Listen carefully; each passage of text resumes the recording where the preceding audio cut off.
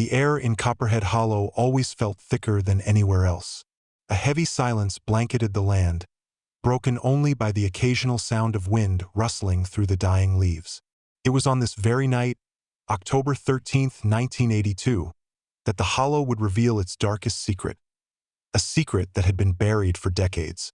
At exactly 3:47 a.m., the screams from the McCreaty compound came to an abrupt halt, leaving behind nothing but the sound of distant howling dogs. But in this place, silence never lasted long. The McCreaty family had lived here for generations, nestled deep in the Appalachian mountains, a world apart from the rest of civilization. Their compound sat at the end of a forgotten gravel road, shrouded in mystery, with only 43 souls daring to call it home. The county had abandoned this stretch of land long ago, leaving the families here to fend for themselves in ways most people could never understand. They lived off what the land gave them, surviving on moonshine and the occasional trade, their presence a distant memory in the minds of most townsfolk. But tonight, something had changed. The quiet that typically settled over the Hollow felt wrong, almost unnatural. Something was stirring in the dark. As a lone figure approached the compound, the tension in the air was palpable. Something unspeakable had begun. What had been lurking in the shadows of this isolated family for so long? Stay tuned, and don't forget to subscribe to Grave of the Shadows for more chilling stories that go beyond the ordinary. We'll uncover the mysteries that lurk in the darkest corners of the world. Copperhead Hollow sat nestled in the heart of the Appalachian Mountains, a place where time seemed to stand still. The valley was bordered by steep ridges, their outlines barely visible in the fading light of dusk. The air was thick with the scent of damp earth and decaying leaves, a constant reminder of the harshness of nature in this forgotten corner of the world. It was a place so isolated that the outside world, with its conveniences and distractions, felt like a distant memory. Here, in the Hollows, survival wasn't just a way of life. It was a desperate need, a constant struggle. The McCreaty family's compound was located at the end of a long, winding gravel road, so remote that few people ever ventured out this far. The road had long since fallen into disrepair, with jagged rocks poking through the gravel, making travel dangerous even for the bravest souls. The postal service had stopped delivering mail years ago, and the nearest neighbor was miles away. The only visitors the family saw were the occasional hunters or traders, exchanging moonshine for supplies in town. Copperhead Hollow was a place where time was irrelevant. A place where people learned to live with only the barest essentials: kerosene lamps to light their homes, rainwater collected in barrels for drinking, and wood stoves for warmth. The McCreaty compound itself was a sprawling mess of trailers, lean-tos, and makeshift buildings that seemed to grow like weeds in the dirt. The entire place felt like it had sprouted from the earth, its existence almost as old as the land itself. By 1980, 3 generations of McCreatys lived here, their bloodline tangled as much as their living quarters. The patriarch of the family, Ezekiel McCreaty, was a man whose name was whispered in town with a mixture of fear and respect. The 6 children who had grown up under his watch had long since started families of their own, and the compound had become a growing brood of cousins, aunts, uncles, and grandchildren. The family tree looked more like a thorn bush, twisted and thick, with roots dug deep into the isolated land. But this wasn't a typical mountain family. As the years passed, rumors began to swirl around Copperhead Hollow. Neighbors who dared to venture close enough would speak of strange noises at night, unsettling sounds that didn't belong to the animals of the forest. The creek that ran beside the compound, once clear and clean, had become murky and thick with sediment. There were whispers of unnatural things lurking in the shadows, and of children who had stopped venturing beyond the trees that marked the edge of the compound. In a town where everyone knew everyone's business, the McCreatys had become an enigma. And as the years went on, those who dared to question what was happening in Copperhead Hollow found their inquiries shut down by silence, or worse, by those who preferred not to ask questions at all. The McCreaty name was tied to the land itself, as if the family and the Hollow were one and the same. To live here was to accept the unspoken rules of the mountains, where darkness sometimes hid more than just the night. The McCreaty family had been in Copperhead Hollow for as long as anyone could remember, their presence so intertwined with the land that it was hard to separate one from the other. They had lived, bred, and buried their sins here for over a century. The hollow had always been home to them, a place where the world outside could never touch their lives. And yet, over the years, a dark shadow had begun to settle over them, a secret that no one in the town was willing to speak of, but everyone had begun to feel. Ezekiel McCreaty, the patriarch, was a man of few words. His weathered face bore the marks of years spent in the harsh mountain air, and his hands were calloused from a lifetime of working the land. His eyes, though, were something else entirely, cold, calculating, and sharp, as though they had seen things that no one else could even imagine. Ezekiel was a man who understood the mountain's brutal ways, a man who had survived on his wits, his strength, and his ability to keep secrets. And secrets he had many. He had raised his 6 children in the isolation of Copperhead Hollow, teaching them not just how to survive, but how to thrive in a world that had forgotten them. It was said that he could track an animal for miles without leaving a single trace of his presence. But his true skill lay in something far more sinister: the ability to remain invisible, to blend into the shadows and become part of the land itself. Ezekiel's children, too, bore the mark of their upbringing. They were strong, resilient, and unervingly quiet. Each of them had inherited something from their father: a deep understanding of the land, an ability to disappear into the wilderness, and a shared sense of loyalty to their family above all else. There was Mara, the eldest daughter, who had inherited her father's sharp instincts and cold demeanor. She was the one who watched from the shadows, always calculating, always waiting. Then there was Caleb, the second-born, who seemed to possess an unnatural strength, his hands as rough as the mountain rocks themselves. Despite his imposing physique, Caleb had a tenderness about him that most didn't see, though it was unclear whether this tenderness extended to anything other than his family. Next in line was Ruth, a woman with a twisted sense of calm, almost serene in her ability to deal with the most disturbing of circumstances. Ruth's quiet demeanor hid a darker side, one that only those close to her understood: her ability to control situations with a subtle but firm hand. She was the glue that held the family together, organizing, planning, and ensuring that things stayed hidden, away from prying eyes. Then came Jonah, who was a mystery even to his own family. Unlike the others, Jonah was born with a deep need to understand the world beyond the mountains. It was this curiosity that led him to venture into town every so often, making him the family's most dangerous member. He was the one who would interact with outsiders, trading supplies and offering glimpses of the family's strange life. But what Jonah learned from these encounters only served to fuel the family's darkest impulses. The youngest of the children were twins, Eliza and Samuel. Both were quiet and unnerving, often found playing together in the woods, moving with a strange, unnatural synchronicity. They seemed almost too perfect, too composed for their age. They had been raised on stories of the family's history, stories of survival and hunting, and it was clear that they had inherited their parents' unnatural ability to track and hunt with a ruthlessness that could only be learned from years of isolation. There was something almost feral about the twins, something that made people nervous when they were around. But it was the grandchildren, the newest generation of McCreatys, that were truly unsettling. The family tree had begun to twist and tangle, the lines of parentage becoming blurred, and it wasn't always clear who was related to whom.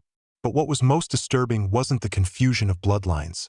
It was the way the younger generation seemed to thrive in the shadow of their family's dark legacy. They had been born into this world, raised to understand its ways, and the McCreaty name was etched deep into their souls. Though the McCreaty family was small, their influence in the Hollow was immense. The people in the surrounding towns spoke in whispers about the family's oddities, their strange ways, and their reclusive nature. Some said the McCreatys were just like any other mountain folk, doing what they had to do to survive. But others knew better. They knew that something darker lingered behind the closed doors of the McCreaty compound. And as the years went on, it became clear that whatever was happening in Copperhead Hollow wasn't something anyone outside of the family could ever truly understand. As the years passed, something began to shift in Copperhead Hollow. What had once been a place of isolation and survival was starting to feel more like a trap. The eerie silence that had hung over the McCreaty compound grew heavier, thicker, as if the land itself was holding its breath, waiting for something terrible to unfold. Neighbors began to notice small things, strange occurrences that didn't quite add up. Hunters who ventured near the McCreaty property spoke of game trails that seemed to avoid the area entirely. The animals, it seemed, had learned to steer clear of the hollow. There were whispers that the ground around the compound had become poisoned, that something unnatural had seeped into the soil. The creek that ran beside the McCreaty compound, once clear and cold, had turned a murky brown, thick with sediment that didn't match the local geology. And yet, it was the sounds at night that unsettled people the most. On clear nights, when the wind was just right, neighbors could hear things. Unexplained noises that didn't belong to any animal they knew. It was a low, unsettling sound, almost like a hum, a soft, rhythmic beat that seemed to pulse from the very heart of the McCreaty compound. The sound grew louder as the nights wore on, a constant, eerie presence that tugged at the nerves of anyone who dared to listen. Some said it was the wind, others claimed it was the sound of the trees creaking under pressure. But there were those who knew better. They knew that the McCreaty family had been living in that hollow for far too long, and that the land had begun to change them. It wasn't just the noises that had people on edge. The McCreaty children, who once ventured freely through the woods and creeks, had begun to stay inside. The younger ones were never seen outside the confines of the compound, always lurking in the shadows of the trailers.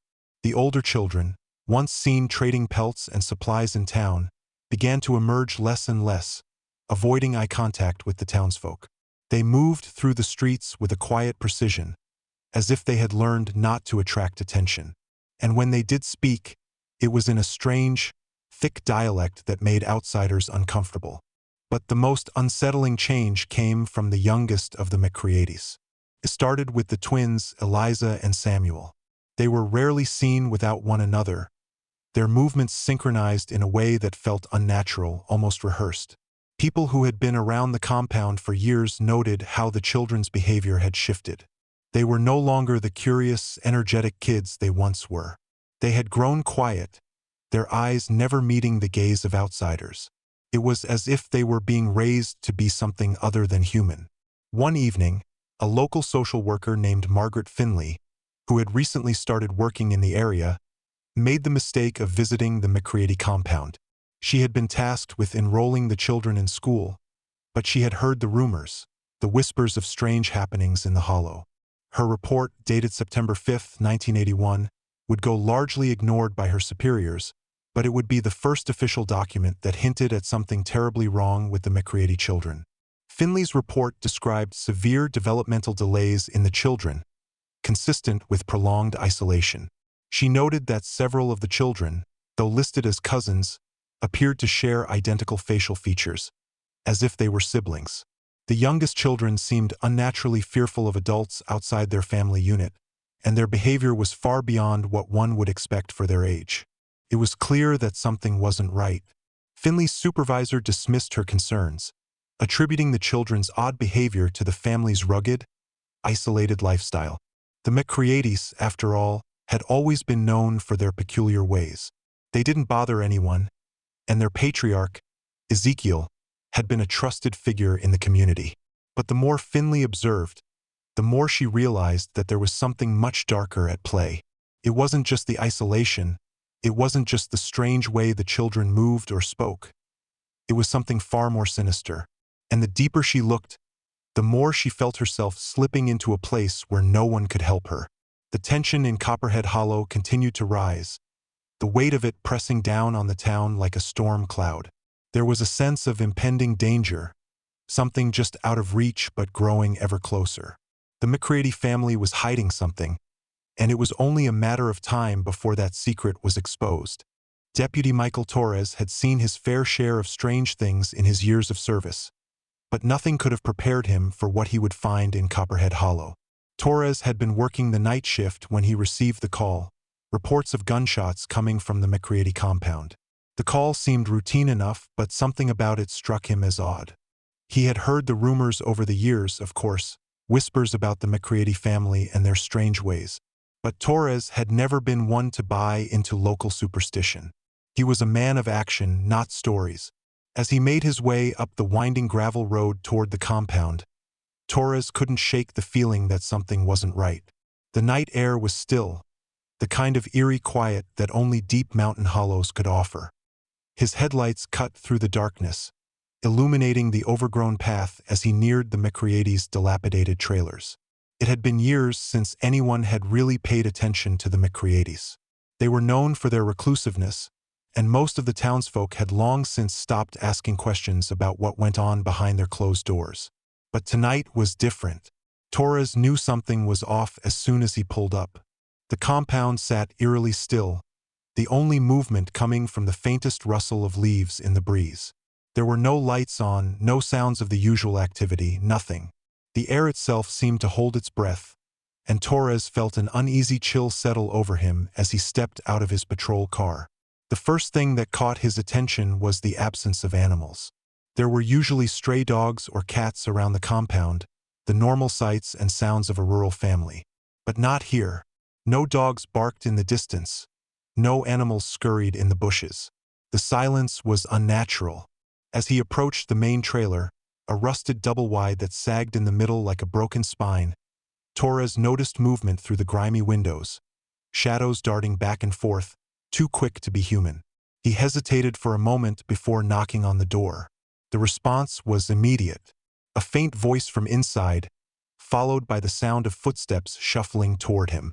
When the door finally creaked open, the man who appeared in the doorway was none other than Ezekiel McCreaty himself. Ezekiel had aged since the last time Torres saw him, his weathered face now more gaunt, but his eyes were as sharp and calculating as ever. He smiled, but there was something cold behind it, a smile that didn't reach his eyes. "Evening, deputy," Ezekiel said in a slow drawl, his voice deep but somehow lacking warmth. "Bit late for social calls, ain't it?" Torres stood firm, but there was an uneasy feeling in his gut. He introduced himself and explained the reason for his visit, mentioning the gunshot reports. Ezekiel's smile never wavered, but there was a flicker of something in his eyes, something Torres couldn't quite place. "Everything's fine here," Ezekiel replied, his tone almost dismissive. "We've just been doing a little hunting. These mountains, they got their share of strange things, you know. Things that only come out after dark." Torres felt a knot tighten in his stomach. There was something off about the entire situation. He could hear muffled sounds from inside the trailer, voices, laughter, the clink of utensils, but it all felt too controlled, too unnatural, like a scene that had been staged for his benefit. "Can I come in?" Torres asked, his voice more cautious than he intended. Ezekiel hesitated for a moment, then stepped aside, allowing Torres to enter. The interior of the trailer was dark, the air thick with the smell of something faintly rancid. As his eyes adjusted to the dim light, Torres saw the scene before him. A long table set for a meal, but the arrangement felt wrong. There was no warmth in the room, just a cold, oppressive stillness. The people sitting at the table were motionless, their forks suspended in midair, their eyes fixed on Torres with a predatory gleam. The family members were silent, unnaturally so, and Torres noticed that several of the children, who looked disturbingly similar to each other, kept their heads down, avoiding his gaze. Then, as he scanned the room, something caught his eye. An old bicycle, partially buried behind a rusted pickup truck outside the trailer. Its purple frame and silver streamers fluttered slightly in the breeze, a stark contrast to the silence surrounding the compound. It was a sight that instantly sent a cold shiver down Torres's spine. The bicycle belonged to Amy Chun, a 7-year-old girl who had disappeared 6 months earlier from a nearby camping trip. Torres had seen the missing person flyers plastered all over the county. Suddenly, the pieces began to fall into place. The laughter, the unnerving stillness of the family, and now, the presence of the missing child's bicycle. Something was terribly wrong here. "I've seen that bike before," Torres said quietly, his voice betraying his shock. Ezekiel's smile widened, his teeth catching the light in a way that sent another chill down Torres's spine. "Just doing what we've always done," Ezekiel replied. "The mountains, they've got their ways. And sometimes, so do we." The room fell silent again, and Torres felt the weight of the situation settling heavily on his shoulders. He was no longer just an observer, he had crossed a line. What he had stumbled upon was no longer just a family's strange practices. It was something far darker, something that had been hiding in the shadows of Copperhead Hollow for far too long. Deputy Torres's heart raced as he stepped deeper into the McCreaty trailer, his eyes scanning the room for any sign of what was truly going on. Despite the casual demeanor of Ezekiel, something felt off. The family, seated around the table, seemed frozen in place, unervingly still, as if they were waiting for something. Or perhaps someone. The air in the room was thick, heavy with a smell that Torres couldn't quite place. It wasn't just the usual mustiness of old wood and damp earth. It was something much worse, like the decay of something long dead. He turned his gaze back to Ezekiel, who was standing near the door, watching him with that cold smile still on his lips. "So, what exactly is going on here tonight, Ezekiel?" Torres asked, his voice steady despite the mounting unease in his chest. Ezekiel's eyes flickered for a moment, the smile never leaving his face. "Just a family dinner, deputy. Ain't nothing strange about that. Folks around here eat together, laugh together. We don't get many visitors, but we do what we can." Torres felt a pang of discomfort at Ezekiel's words. The family at the table remained unervingly silent, as though the dinner had been paused the moment he walked in. His eyes fell on the eldest daughter, Mara. Her face was pale, her hair tangled and unkempt, but it was her eyes that caught his attention, dark and hollow, as if something ancient and sinister lived behind them. She stared at him without blinking, an unnerving intensity in her gaze. Something in her expression made Torres feel like he wasn't in control here, like he was the one being watched. A sudden shift in the air made Torres look around. The lights flickered, casting strange shadows across the walls, and for a split second, he thought he saw figures moving just out of the corner of his eye. The family's eyes followed him as he moved, their heads turning in unison like something out of a nightmare. "Do you mind if I take a look around?" Torres asked, his instincts kicking in despite the growing unease. Ezekiel's smile remained, but there was a subtle shift in his posture. A brief moment of hesitation before he spoke again. "Ain't much to look at, deputy, but if you must, go ahead."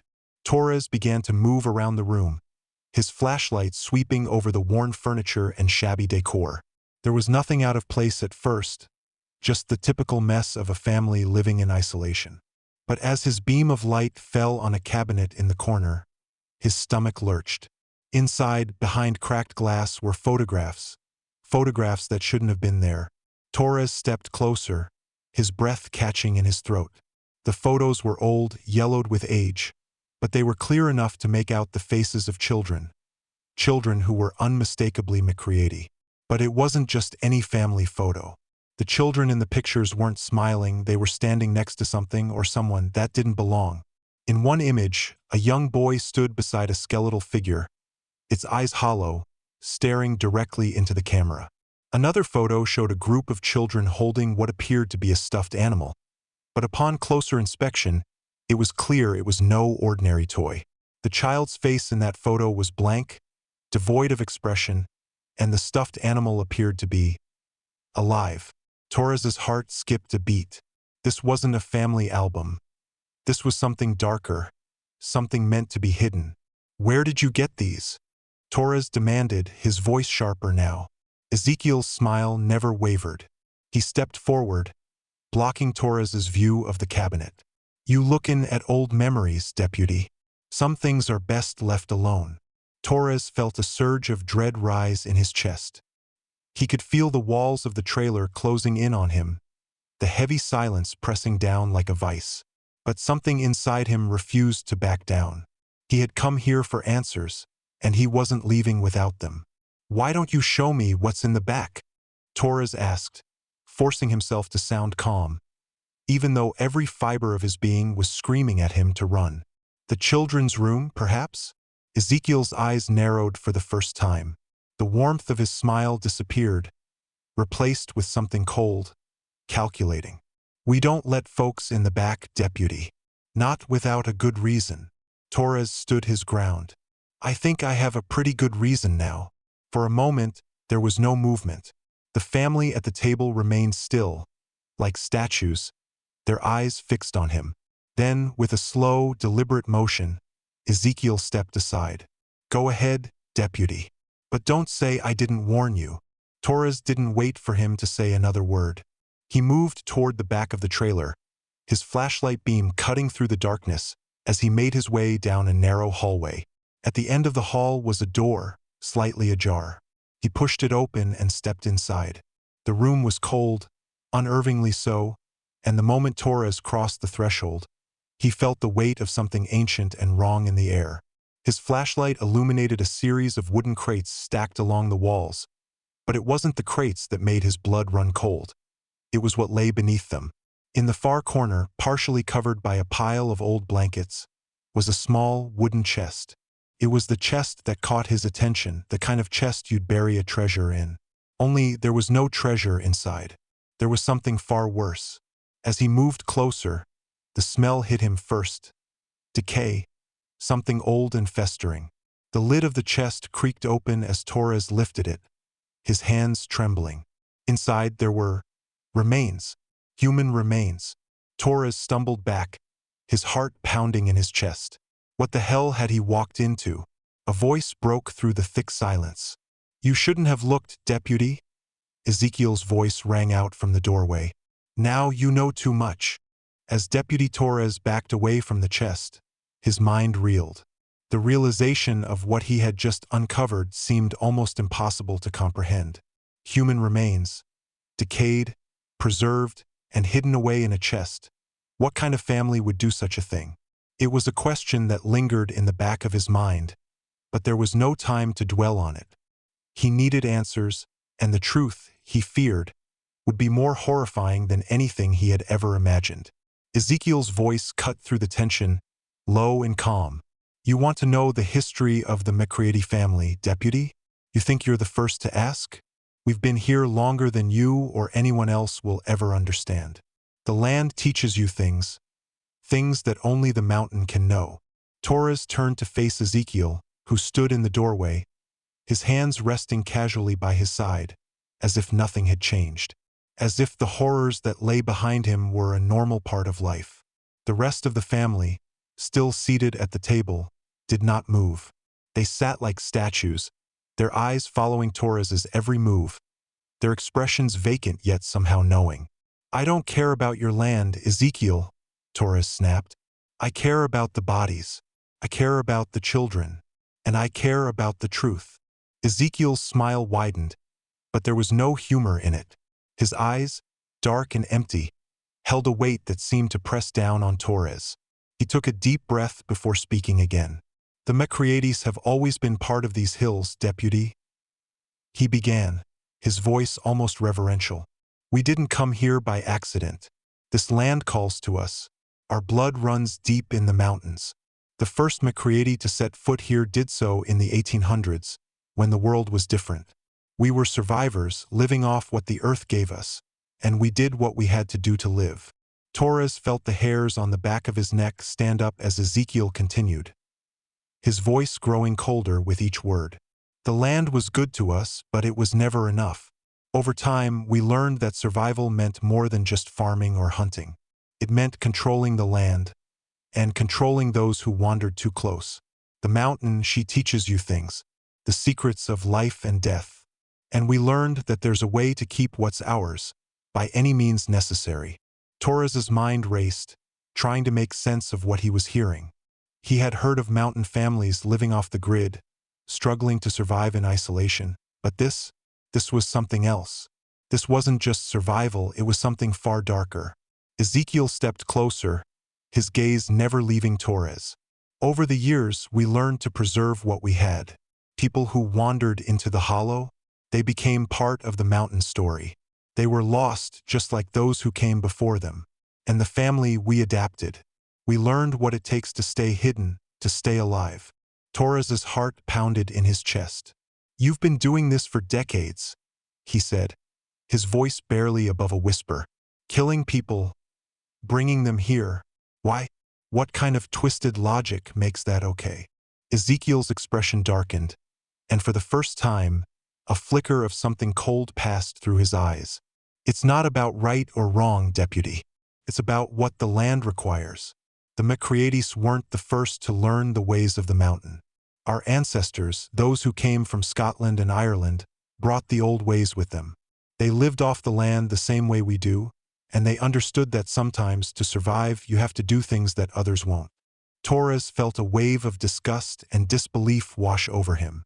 "You're telling me this is tradition? Cannibalism? Murder? It's all part of your family's legacy?" Ezekiel's gaze hardened. "It's not cannibalism, deputy. It's survival. It's the way we've always lived. The land provides, and we give back. The weak fall away, and the strong remain. We teach our children to survive, to become part of the mountain. And one day, they'll do the same for their children." Torres was sick to his stomach, the weight of Ezekiel's words sinking in. He had heard stories of mountain folk living in isolation, but this was beyond comprehension. The McCreaty family didn't just survive. They thrived in the shadows, feeding off the world outside, manipulating their isolation to continue a twisted cycle of survival. But it wasn't just about survival anymore. It was about power, control, and the strange, disturbing belief that their family was somehow above the laws of humanity. As Ezekiel spoke, Torres couldn't help but think back to the children. The twins, Eliza and Samuel, and the others. The way they moved, their behavior. It was clear now they weren't just products of isolation. They were products of a family system designed to break the bonds of humanity. They had been raised for this, trained to view other people as prey. "Why did you bring me here, Ezekiel?" Torres asked, his voice hard with anger. "Why show me this?" Ezekiel's smile returned, but there was no warmth in it. "Because now you understand. You know what happens when you get too close to the hollow. You're not the first to seek the truth, deputy. But you're the first to see what's left of it." Torres's blood ran cold. He wasn't just dealing with a twisted family. He was up against something much larger, something older than he could have ever imagined. This was no longer just a case. This was a war between survival and morality, and the McCreaty family had already chosen their side. The silence that followed Ezekiel's words hung thick in the air, like a fog that refused to lift. Deputy Torres felt the weight of everything he had uncovered press down on him. What had started as a routine investigation had turned into something far darker, something that twisted his very understanding of humanity. The family's deep-rooted beliefs, the gruesome history, and the horrors hidden within Copperhead Hollow. They were all too much for one man to bear. But there was no turning back now. Torres knew that he couldn't leave without confronting Ezekiel and the McCreaty family. He had seen the remains, the strange photographs, the eerie behavior of the children. He had heard enough to understand that this wasn't just a case of survival. It was a carefully cultivated system of predation, a legacy that had been passed down through generations. He couldn't let it continue. He had to put an end to this nightmare. With steely resolve, Torres turned toward Ezekiel, his voice cold with determination. "It ends here, Ezekiel. Whatever your family has been doing, whatever twisted system you've built in this hollow, it's over. You're not going to get away with this." Ezekiel's smile widened, but this time, it didn't hold the warmth it once did. It was the smile of a man who knew his time had come, and yet he remained unshaken. "You think you can stop this, deputy? You're already too deep. You've seen too much." Torres's hand instinctively went to his service weapon. His grip tightened around the cold metal, his fingers trembling slightly. But he knew that the real threat wasn't in his gun. It was in the McCreaty family and the madness that ran through their veins. The entire compound was a maze of secrets, twisted rituals, and horrors too grotesque to describe. And now he was in the heart of it all. Before Torres could take another step, the door to the back of the trailer slammed shut. He whipped around, his eyes scanning the room. The family, still seated at the table, was now standing. Their movements were slow and deliberate, as if they had been waiting for this moment, preparing for it. The twins, Eliza and Samuel, stood at the forefront, their eyes locked onto Torres with a cold, unblinking gaze. They moved with a strange, synchronized precision, stepping closer, their feet barely making a sound as they walked. Torres's heart raced. He could feel the air grow heavier, the oppressive silence intensifying. There was no way out. The McCreaty's had cut off his only escape. He was trapped in their lair, surrounded by a family that viewed him not as a man, but as prey. Mara, the eldest daughter, stepped forward, her expression unreadable. "You've learned too much, Deputy," she said, her voice smooth and controlled. "And now you'll have to live with the consequences." Torres's hand tightened around his weapon, but he didn't draw it. He knew better than to think that a gun could save him in this place. The McCreaty's weren't just fighting to survive. They were fighting to protect something much more valuable. Their way of life, their twisted version of order, and the dark rituals that had sustained them for generations. A sudden noise echoed from the back of the trailer, loud, metallic, and sharp. Torres spun around just in time to see the door to the basement creak open. From the shadows emerged a figure, tall, gaunt, with iron-gray hair braided with small bones. It was Granny McCreaty, the matriarch of the family, and the source of the evil that had plagued Copperhead Hollow for so long. She moved with the slow, deliberate grace of someone who had nothing to fear. Her eyes locked onto Torres with an unnerving calm, as if she had already accepted that this was the way things were meant to unfold. "Well, well, Deputy," she crooned, her voice carrying an ancient, chilling weight. "You've wandered into our world, and now it's time for you to understand it. The mountain has a way of claiming those who come too close, and you've come too far." Torres took a step back, his pulse pounding in his ears. Granny McCreaty's presence was suffocating. The room felt smaller now, the walls closing in around him as if the very air was suffused with the malevolent energy of the hollow. He could hear the faint sound of the family behind him, their feet shifting on the wooden floor, their breathing steady and synchronized, like a pack of predators preparing for the hunt. "You can't run from us," Granny continued, her voice a rasp, like a dry wind through dead leaves. "The McCreaty's are a family bound by blood and by the land. We survive because we have learned to take what the world won't give us.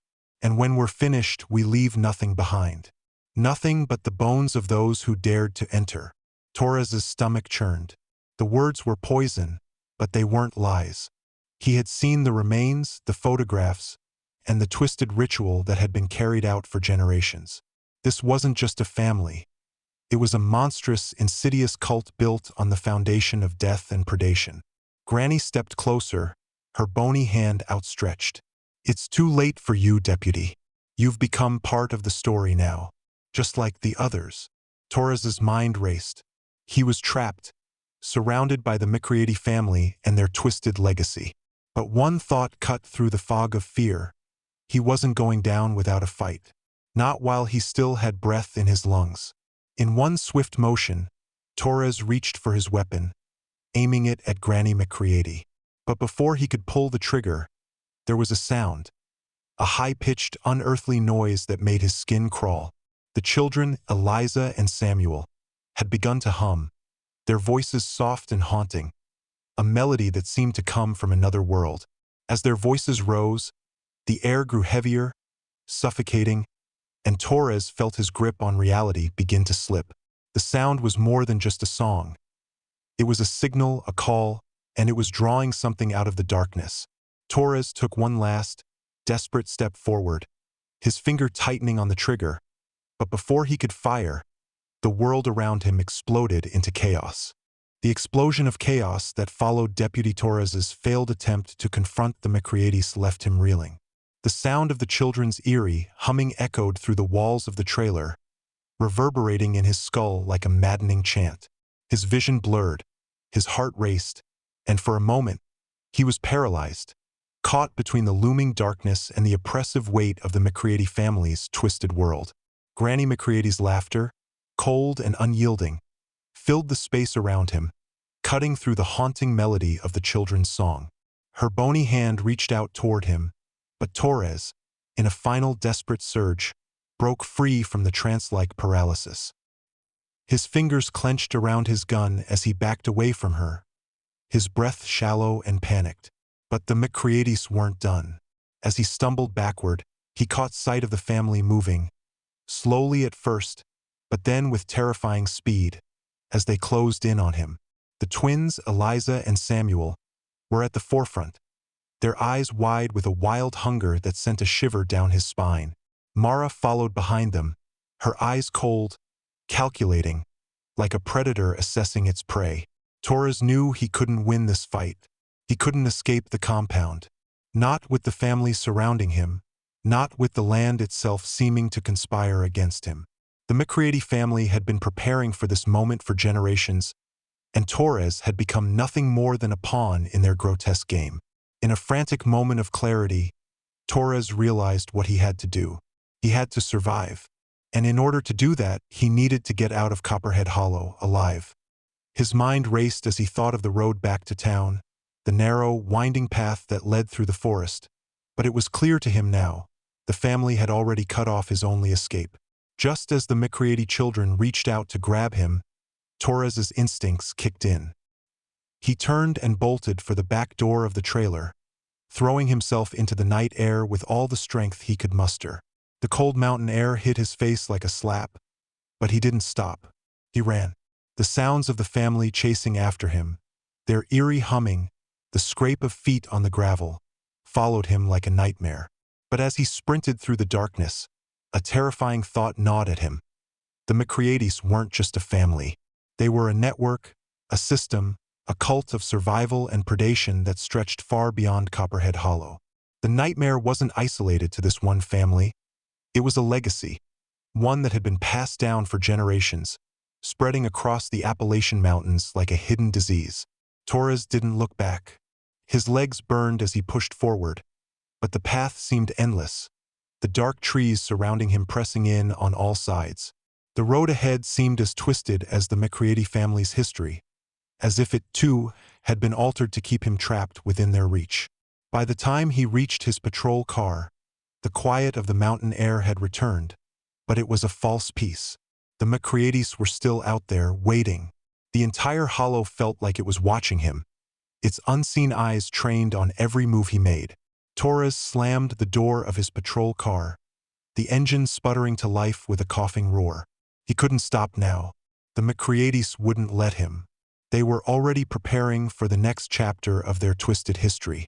And as the car sped away from Copperhead Hollow, Torres realized that he had only scratched the surface of the horrors hidden in those hills. His radio crackled with a distant voice, but Torres didn't hear it. He was already lost in the fog of his own thoughts, trying to understand the scale of what he had witnessed. He had come to Copperhead Hollow seeking answers, but now, all he had was a burning question. How many more families were out there, waiting to be discovered? He glanced in the rearview mirror, expecting to see the McCreatys haunting, familiar faces in the distance. But the mountains were empty, still, silent. The world around him seemed normal, but Torres knew better now. There was something far darker at play, and he had no idea how deep the conspiracy ran. One thing was certain: Copperhead Hollow had its secrets, and they were far from being buried. As Deputy Torres sped down the mountain road, the weight of what he had just uncovered crushed down on him. His heart pounded in his chest, his mind struggling to process the horrors he had witnessed within the McCreaty compound. The faces of the children, their eyes, so hollow, so inhuman, haunted him, each glance a chilling reminder of the twisted family he had just barely escaped. The night was dark, the road winding and treacherous, but it felt as though even the path itself was trying to close in on him. The trees lining the road seemed to bend inward, their branches clawing at the car as if the mountain were reaching out to pull him back. Torres's headlights cut through the darkness, but it felt like they were illuminating nothing more than a veil that separated him from the world he thought he knew. He glanced at the rearview mirror again. Nothing, just the road behind him, empty still. But the nagging feeling in his gut wouldn't subside. He wasn't free. Not really. As he turned a corner, his headlights caught something in the distance. Shapes moving in the shadows. Figures just beyond the edge of his vision. Torres slammed on the brakes, his heart skipping a beat. The shapes vanished before his eyes, swallowed by the darkness. He wasn't imagining it. He had seen them. The McCreatys or something like them were still out there, watching. Torres's pulse quickened, his breath coming in shallow gasps. He had survived. But for how long? The McCreaty family wasn't just a threat to Copperhead Hollow. They were a threat to everything outside of it.